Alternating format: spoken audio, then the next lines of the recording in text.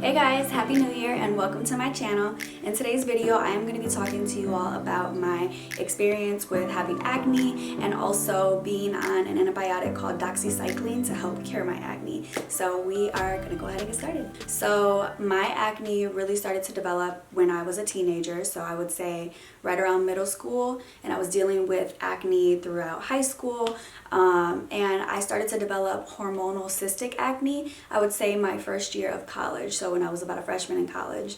In college, I was using Proactive, like just their regular Proactive 3-step system to help deal with my hormonal acne, and then I switched to their Proactive MD system. And I definitely think that the MD system really helped with my skin and really helped kind of keep my hormonal cystic acne under control. But then I decided to kind of take myself off of it. I'm like, this is really expensive, and it just wasn't working for me financially while being in college. So I started to take myself off of it, but I didn't want to take myself off of Proactive just cold turkey. I did not know how my skin was going to react to that, so I decided to switch out the cleanser and, replace it with a different type of cleanser. And at the time, I believe I switched to the Dr. Bronner's cleanser. I had watched a YouTube video of a dermatologist, and the dermatologist had recommended it, but that mixed with the other products that I was using with Proactive did not, like, my skin did not like it. In fact, I think it actually made my acne so much worse. And I would say last summer, so about a year ago, is when my acne became the worst that it's ever been, and that was around the same exact time that I had took myself off of the Proactive cleanser, and my skin just had a horrible reaction to it. So back in high school, my acne was mainly on my forehead, and then when I got to college, that's when my acne was really just on my chin area. After my skin had that really bad breakout after taking myself off of the Proactive, my acne really started to develop all over my cheeks, and I would say within the past year is when my skin actually began to start scarring from it. When I noticed that my skin was starting to scar is when I finally decided to go to a dermatologist. So I never wanted to go to the dermatologist before to deal with my skin and my acne, because I felt like it was something that I could take control of, and I didn't want to be put on any type of antibiotics or anything too harsh for my skin. But once my skin started to scar, I did not know how to handle that. So I've had acne for many years, but I never really scarred from my acne until about a year ago. So that is when I decided to go to the dermatologist, and when I went to the dermatologist, they told me that I do have cystic hormonal acne, and my acne was very inflamed. So to deal with the inflammation, my dermatologist prescribed me an antibiotic called Doxycycline, or Doxycycline. I don't know how you say it, but I say Doxycycline, and I was skeptical about it at first. She told me that it's a 3-month pill that you take once a day, and you're supposed to take it with food. And if you don't take it with food, it can upset your stomach, have some other reactions to it. So I was like, okay, desperate at this point, we're going to go ahead and try it. So in addition to the Doxycycline that she prescribed me, she also prescribed me a topical cream called adapalene and benzoyl peroxide gel. And so this gel is something that she told me to use once a day, use it at nighttime, don't use it throughout the day, and you can use it all over your face or use it as a spot treatment. So I just decided to use it as a spot treatment. So with being on Doxycycline, I would say my first week, my skin just purged. It was horrible. I wanted to take myself off of it. My family was like, no, just stay on it, stay the course. Maybe this is supposed to be what it's going to do. And that's exactly what happened. So my skin purged the first week. I would say about a month in is when I really started to notice that the antibiotic was starting to work. And I noticed that it was starting to work because my acne would be the worst that it's ever been right around that time of the month. And so when that next month hit, and I noticed that I had no new acne forming or starting to develop, I was like, okay, then the only thing that's different here is being on this antibiotic and using the gel. And so it was starting to work for me, so I was really excited about that. And then I started to notice that my skin was starting to be very dry. So I've always had oily skin, and I don't have any makeup on for this video because I want you all to see kind of like where my skin is right now and show you all, real results open and honestly just like where my skin is right now because of it. Anyways, I have oily skin, but being on this product, I definitely think that my skin has switched from being oily to now having combination skin. I have dry patches in random areas of my face, mainly on my cheeks. And so when I noticed that my skin was starting to be very dry, I stopped using the adapalene gel every single night and would only use it about 2, maybe 3 times a week instead, and I would only use it as a spot treatment. And to deal with the dryness of my skin, I started using jojoba oil or jojoba oil. Let's see. And I would use a few drops of this and put it on my skin, rub it in my skin.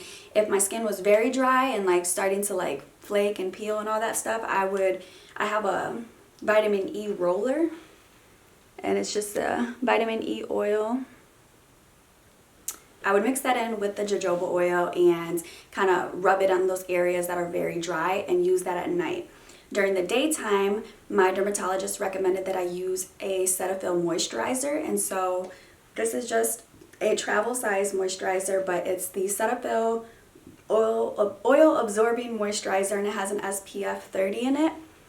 So they do sell this in stores. They sell it, I've seen it at Ulta, I've seen it at like Drug Mart, Walmart, Target, places like that. Anywhere in the skincare aisle, they should have Cetaphil on there. I like it, but I only use it during the day, and I'm on the hunt for something better. Not a huge fan of it, but for what it was, it works. It works fine. As a cleanser, my dermatologist recommended that I use the Cetaphil Oil Removing Foam Wash, and this is also something that you can buy in stores as well. To be honest, not a huge fan of this. I have been using it for the duration, or in the duration of using the Doxycycline and being on the antibiotic, but again, not a huge fan of it. I think that it actually made my skin more dry. I am using a new cleanser now for my skin. It's still a foaming facial cleanser, but I think that it hydrates my skin a little bit more than the Cetaphil brand did, and so I'm using the CeraVe Foaming Facial Cleanser for normal to oily skin. So this I picked up at Ulta, and I really love it. I've only been using it for about a week now, but I definitely recommend this more than the Cetaphil brand. Being on the Doxycycline, I definitely believe helped my skin 100%. I have never been able to be in front of a camera without wearing makeup and feeling confident in doing so. I do have some scarring still on my face, as you can see, but I have no new acne that's developed. It's just dealing with the scarring now and figuring out how to lighten it.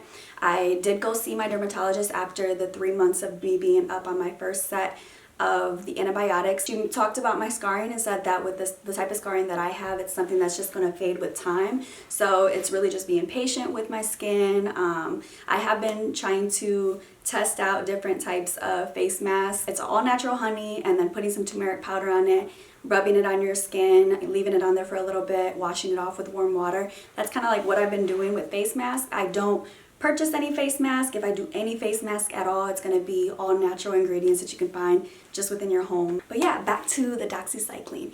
So I'm completely finished with my 3-month round, and actually have already been on my new round for about a week now, or almost a week, and I like it. I think that if you are considering being on an antibiotic, definitely do your research, see if it's something that is going to fit for you and for your lifestyle. I do recommend though that if you are going to be on an antibiotic of any kind, that you take a probiotic with it. So being on an antibiotic can kill both your good and bad bacteria that's within your body, and you need that good bacteria. So in order to kind of preserve that good bacteria or help grow good bacteria, definitely recommend taking a probiotic while you are on any type of antibiotic, so not just the Doxycycline for your skin.